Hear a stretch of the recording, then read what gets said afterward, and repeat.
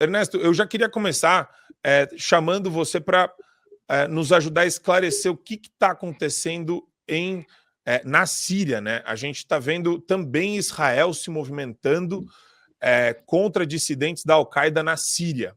E já tem um burburinho, já vi no noticiário hoje o pessoal falando que eles estão se metendo em um país soberano, que isso é errado, e já vem aquele tom de crítica, né, a Israel, como a gente está acostumado. E eu queria saber de você, essas críticas, elas estão corretas ou são fruto do mesmo ódio da militância de redação que a gente sempre escuta? Ô, Marco Antônio, eu acho que Israel está agindo corretamente para o objetivo principal de qualquer país, que é garantir a sua própria sobrevivência, né? Israel vem sendo ameaçado na sua sobrevivência, seus habitantes, por ameaças que vêm do solo da Síria e, em alguns casos, do antigo governo da Síria, do Assad, assim como ameaças que vêm do Líbano, ameaças que vêm, obviamente, do Irã. Então, surgiu não chega a ser um vácuo de poder, mas uma situação de um certo desgoverno na Síria, e Israel está aproveitando essa oportunidade, eu acho que sim, para tentar destruir algumas bases que poderiam lançar, claro, ataques contra Israel. Isso me parece que é a realidade, né? Israel é um país que se move na realidade. As pessoas no Ocidente cada vez mais tendem a se mover num mundo de fantasia, né? Onde, vamos fazer diálogo aqui, vamos, né, fazer uma solução diplomática ali e tal. E isso não serve ali naquela região, acho que não serve em lugar nenhum, na verdade, mas não serve certamente naquela região onde as pessoas estão ali permanentemente com o pescoço debaixo da faca, né, e tendo que sobreviver. Enfim, tudo o que aconteceu na Síria, na verdade, tem a ver com o enfraquecimento do Irã, que tem a ver com a ação decidida, intensa de Israel contra dois braços terroristas ligados ao Irã, que são Hamas e Hezbollah, e ações contra a própria cúpula iraniana, contra o regime iraniano, né? Isso é importante também, quando a gente fala de Irã, é o regime dos ayatollahs e não a nação iraniana. E Israel conseguiu degradar um pouco o poder, ou bastante, do Irã, e essa ação agora na Síria é uma continuação disso, dessa tentativa de sobrevivência de Israel. Eu acho que o novo quadro na Síria parece ser mais favorável, por incrível que pareça, a uma pacificação na região, justamente porque vai diminuindo a influência daquele que é o principal promotor de guerras, de terrorismo na região, que é o regime dos ayatollahs no Irã. Então caiu um dos aliados deles, né, já tinham caído em grande parte o Hamas e a liderança do Hezbollah, e agora mais um. Então, quem quer só assim, fantasia, né, pode estar com certa preocupação. Quem quer a realidade, né, de uma região onde as pessoas se respeitem e vivam umas com as outras, né, isso passa por no fundo, acho que pelo fim do regime dos ayatollahs no Irã, e no fundo Israel está agindo nesse sentido. Queria abrir para o professor Marcelo, para o Didi fazerem pergunta para o Ernesto também. Pode ser, Didi. Não, por favor, professor, vá lá. Bom, ministro, um prazer tê-lo aqui conosco. Eu gostaria de saber o seguinte: esse grupo vitorioso, ao que tudo indica, vitorioso na Síria, né? Um grupo que conseguiu derrubar o regime do Assad, qual é o perfil dele? São sunitas, são fundamentalistas, quais são as allegiances deles, né? Quais são a quem eles são ligados? Como é que é isso? Para a gente poder entender se a Síria está mudando para melhor ou se, como alguns receiam, está mudando para pior. Pois é. Então, professor, bom, todo mundo que está estudando isso tem alertado, claro, para os riscos que estão por trás dessa mudança, porque ela vem não de um grupo coeso, aparentemente, mas de uma coalizão, né? O subgrupo, digamos, dominante, liderando essa coalizão, é o Hayat Tahrir al-Sham, né? Que é a Organização de Libertação da Síria, ou do Levante, né, daquela região ali.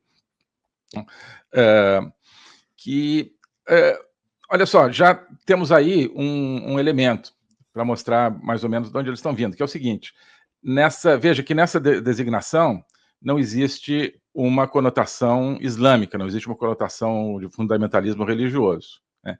É uma conotação política, organização de libertação de uma determinada região, né? Então, isso nos lança para um padrão, né? É uma indicação, entre outros, claro, para um padrão que não é um padrão de um terrorismo destrutivo, apocalíptico, como alguns grupos como o ISIS ou de certa forma, o Al-Qaeda. Outro aspecto, que eu até comentava com meus alunos lá na minha academia, a bandeira que eles escolheram, que eles adotaram aí para, digamos, esse novo momento histórico da Síria, não é uma bandeira fundamentalista, não é uma bandeira com referência religiosa, aquela bandeira que inverteu, na verdade, a bandeira anterior da Síria, né, que tinha a faixa vermelha em cima, estrelas verdes, agora é, né, a faixa verde em cima, estrelas vermelhas. O que significa isso? Essa é a bandeira da Síria republicana, quando ficou independente do mandato francês, em 1930, né, e tentou montar um Estado semelhante ao que o Líbano foi, e poderia continuar sendo um Estado laico, um Estado, né, secular. Então, o que eles estão recuperando e depois essa bandeira foi trocada pela bandeira, no fundo, da dinastia Assad, nos anos 60, que, portanto, foi rejeitada porque representou o que aparentemente a maioria dos sírios considera uma ditadura.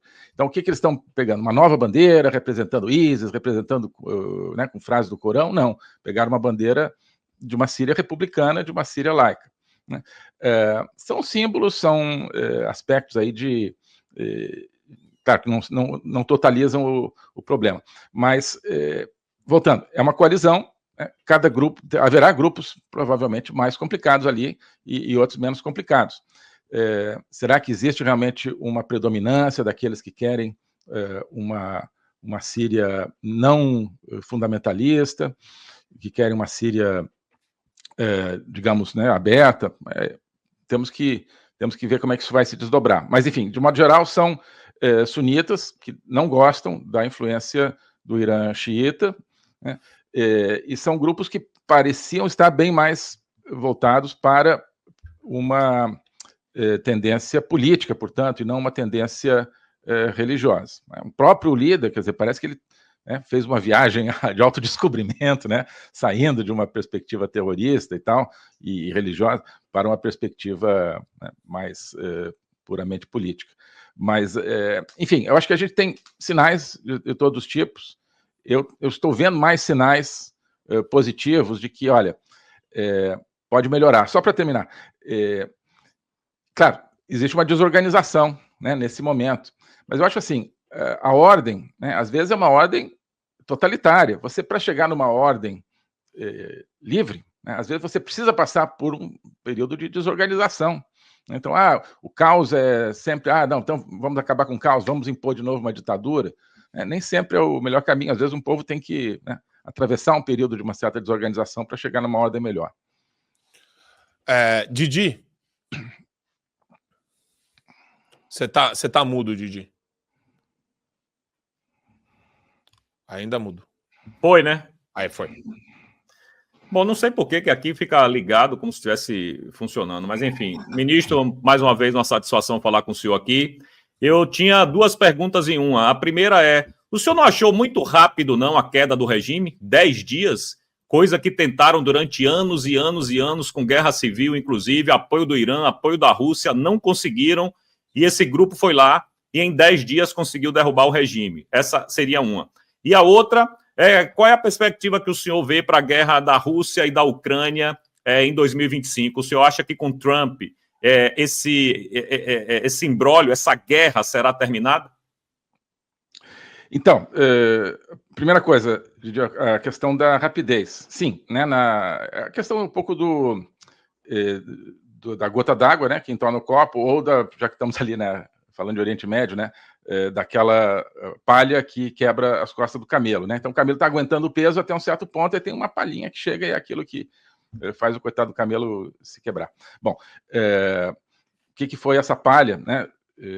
Na verdade, acho que é mais do que uma palha. Então, essa queda de 10 dias, eu acho que é mais longa. Na verdade, a gente pode ver, ela começa em fevereiro de 2022, quando a Rússia invade a Ucrânia, né? E entra, então, num que parecia ser uma operação rápida, está sendo uma guerra que está destruindo aos poucos o poderio da Rússia, que, em parte, era o que sustentava o Assad.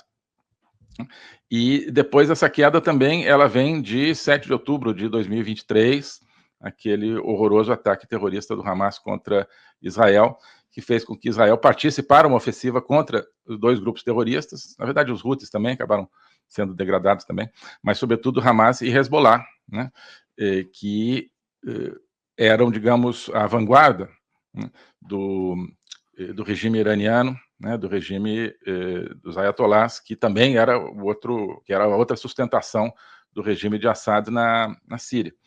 Então, esses 2 elementos criaram uma fragilização dos 2 grandes pilares, digamos, do regime Assad, né, que a gente está vendo que era um regime completamente impopular, né. Você pode dizer, do outro lado tinha terroristas e tal, mas a questão é o que também o Assad fazia, né? Parece que tinha realmente prisões, torturando as pessoas aos milhares, né? Um sujeito lá que estava preso há 36 anos, que nem lembra mais, coitado, quem ele é. E então, isso, claro, tinha criado uma base, né? Não é que assim que as pessoas descobriram quem era o Assad de um dia para o outro, né? Mas ele vinha se consolidando basicamente nesse apoio desse pessoal que faz parte de um bloco totalitário, que são Rússia e Irã. Então, acho que o principal fator é o enfraquecimento desses 2, que, de repente, claro, gerou aí um momento em que agora é agora, mas o processo vem de antes. E em relação à guerra na Ucrânia, pois é, né? Olha, eu acho que vai depender de algo que a gente realmente não sabe, que é o quanto a Rússia continua tendo condições de empreender uma guerra de larga escala como eles estão, né? A Rússia é um país que vive de propaganda, de desinformação, então as pessoas realmente não sabem qual é a capacidade militar da Rússia. Todo mundo achava que era muito maior do que era, não é, mas de repente agora, será que eles conseguem continuar mandando milhares e milhares de pessoas, milhares e milhares de tanques para frente, para, né, ganhar alguns metros de território? Eu acho que essa é uma avaliação que até a inteligência americana, sobretudo, e europeia, vai fazer para saber o seguinte: olha, se continuarem, né, defendendo e ajudando a defender a Ucrânia, né, isso vai, daqui a pouco, chegar a um desgaste em que a Rússia tenha que se retirar, tenha que abandonar a guerra, isso é uma coisa. Agora, se a Rússia tem condições de continuar permanentemente nisso, aí eu acho que vai haver uma tendência do governo Trump de forçar um entendimento, né, que seria, digamos, não uma paz, mas um congelamento das hostilidades, que acabaria sendo como aconteceu na Coreia do Norte, por exemplo, que está com as hostilidades, na verdade, congeladas desde os anos 50, né, e aí repartiram o território. Infelizmente, é o cenário que eu vejo, né? Ou uma continuação da guerra para realmente libertar a Ucrânia, ou uma paz, que seria, na verdade, um congelamento, no fundo, dando metade do território da Ucrânia, um quarto do território da Ucrânia para a Rússia. O Trump tem repetido que ele vê na solução, na busca de uma solução para a Ucrânia, a sua grande prioridade, né? Certamente no mundo a grande prioridade, talvez até na sua política como um todo. Que isso significa? Está sendo lido mais como, olha, vamos deixar a coisa como está, mas talvez não. O Trump pode estar querendo, né, criar, então, um ambiente de, olha, negociação e tal, e agora os Estados Unidos vão chegar para resolver isso, e talvez tenha outras ideias, mas pessoalmente, eu vejo qualquer prêmio dado à Rússia nessa guerra como uma tragédia para a humanidade, porque vai dizer, olha, amanhã depois uma grande potência invade quem quiser e fica com o botim. Mas vamos ver. Muito, muito bom. Obrigado, Ernesto. E temos o Adriles também, Adriles Jorge. Bom dia, Ernesto. Tudo bem? Deixa eu te fazer uma pergunta em relação ao Brasil. O Brasil sempre toma uma posição desastrosa em relação a ditaduras ou a conflitos. No caso do Al-Assad, ele não só não falou nada, como já premiou no passado, e houve uma iniciativa para revogar essa premiação ao Al-Assad, que se transformou num carniceiro, e foi negada pelo próprio governo do PT. Em relação a Ahmadinejad, ex-ditador do Irã, em relação à Rússia, ao conflito Ucrânia-Rússia, equalizar as mesmas coisas, em relação ao ataque do Hamas a Israel, que ele não se pronunciou, e a tentativa de defesa do Israel, que ele condena como se fosse uma tentativa de genocídio. Eu já disse, repito e reitero aqui, que o Brasil é amigo de ditaduras de esquerda, porque talvez queira fazer parte de um bloco de ditadores.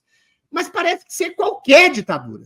O que acontece? O que acomete o governo petista, a ideologia petista, que sempre está ao lado de ditadores sanguinários para além das negociações econômicas, quer seja a China, quer seja a Rússia, quer seja o Irã, quer seja a Síria, o Brasil sempre se coloca do lado perverso, ditatorial e tirânico da história. O Brasil não, o PT.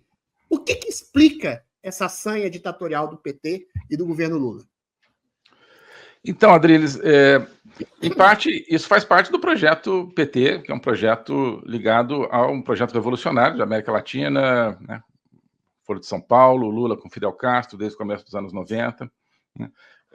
Um projeto de criar um socialismo do século XXI, um narcossocialismo, né? Dominando toda a América Latina, que infelizmente está bastante avançado, né?